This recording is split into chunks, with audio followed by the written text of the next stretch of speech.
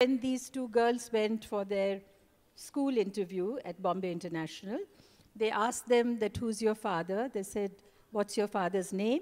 They said, Abba. And what's your mother's name? They said, Amma. So that tells you.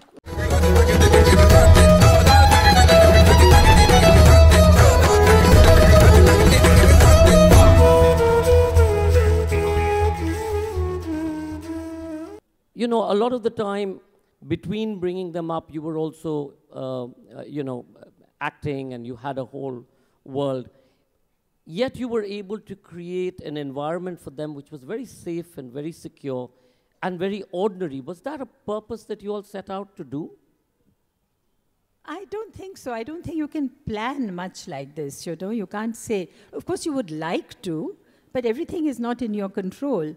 But it so happened that when Saif was born, I was very busy. I was at the peak of my career. Aradhana had just released, and I was busy.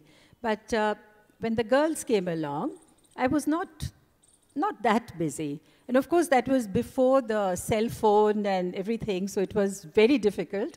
But somehow, and the priorities has always been, home was never a place where we discussed work or, not very, film-oriented. So I think, when these two girls went for their school interview at Bombay International, they asked them that, who's your father? They said, what's your father's name?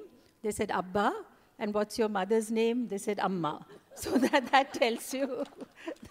Yeah, so it was not really, the film environment didn't dominate at home. And I guess we were pretty normal.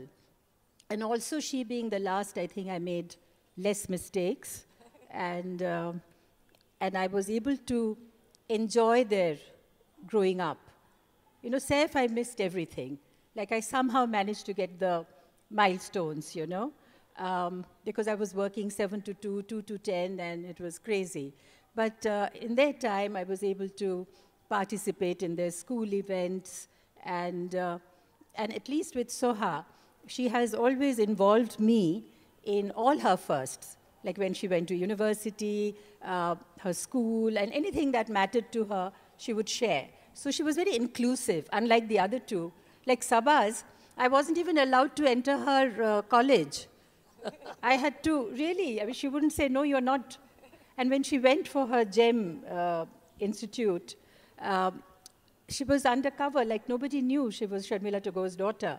And only on her 21st birthday, I sent her 21 roses through some diplomat, Jacqueline Lundquist, if you may. Anyway, she says, I think I've blown your cover, because now everybody knows.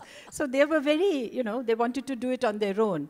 But Soha didn't have any hang-up, so I like that. If you've enjoyed the conversation that you just heard, do subscribe to our channel for much more.